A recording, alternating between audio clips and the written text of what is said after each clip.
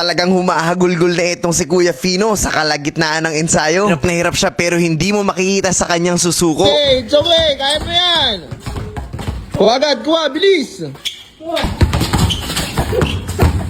Huwag kayo iiyak.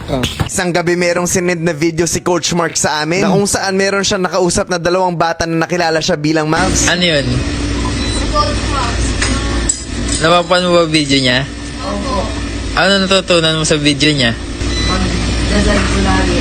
Amen! Hindi ako nagpapasalamat kay Lord sa mga ganitong pagkakataon kasi mas pinapalakas niya yung loob namin para magpatuloy. At ito ang epekto sa mga kabataan. Anyway guys, naka-order na ba kayo ng Toy Story collection natin? Matatapos na kasi to, mafi-face out na. Kung hindi ka pa nakaka-order, i-click mo na yung link. At sa pagbili nyo ay makakatulong kayo dahil lahat po ng kikitain na ito ay gagamitin namin for the mission. Kaya click the link and get your Toy Story collection now. Anyway, bago po natin ituloy ito ay meron po muna akong gustong i-share sa inyo. Sabi sa Galatians 3 verse 22, ngunit sinasabi ng kautusan na ang buong mundo ay alipin ng kasalanan. Kaya ang mga sumasampalataya lamang kay Hesukristo ang makakatanggap ng mga ipinangako ng Diyos. Guys, kailangan pa bang i-explain to o sobrang linaw lang kapag binasa ng paulit-ulit na ang kalayaan at mga pangako ng Panginoon ay magiging available lang para sa mga talagang sumasampalataya kay Jesus Christ. We receive God's promise of freedom only by believing in Jesus Christ. Yun lang ang tanging paraan. Wala nang iba kaya wag na tayong maghanap pa ng ibang sagot. Dahil sa pilit natin paghanap ng mga sagot sa ibang bagay, ay lalo lang tayong naliligaw. Only through Jesus Christ. Siya lang ang tanging daan at sana maging malinaw yun sa ating lahat. At para sa mga totoong sumusunod sa ating Panginoon, ay makikita natin yung difference. Halatang halata sa lifestyle. Madaling sabihin na naniniwala ako, pero sa actions mo talaga mababase kung totoo. Kasi ang totoong nagpabago sa Panginoon ay iba na gumalaw. Hindi ibig sabihin nito na naligtas tayo dahil sa mga gawa natin. Hindi. Pero yung actions natin ay resulta ng faith na meron tayo. So malinaw dito na lahat tayo ay alipin ng kasalanan at si Jesus Christ lang ang tanging daan para makalaya tayo doon. At sana po ay malinaw at naintindihan niyo po talaga ang mensahe ng video na to.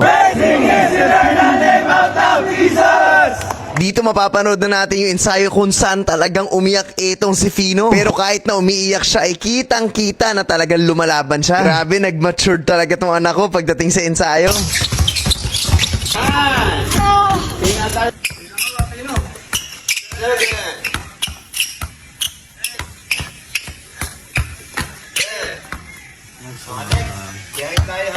Ito medyo okay pa pero maya-maya lang ito na nangyari. Kitang-kita na talaga nahihirapan siya. Kung iisipin mo dito para na talaga siyang bibigay. Go. Tapos.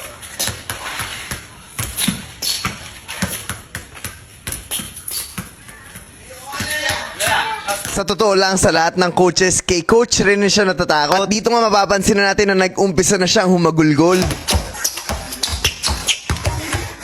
Okay, it's okay. Kaya mo yan. Good job. Kaya mo yan. Mababa ka lang dalawang kamay. Nasa kami ba lang eh. Dribble. Nice one. Galing. Mas ako Pino. Wagad. Galing. One. Finish. Let's go!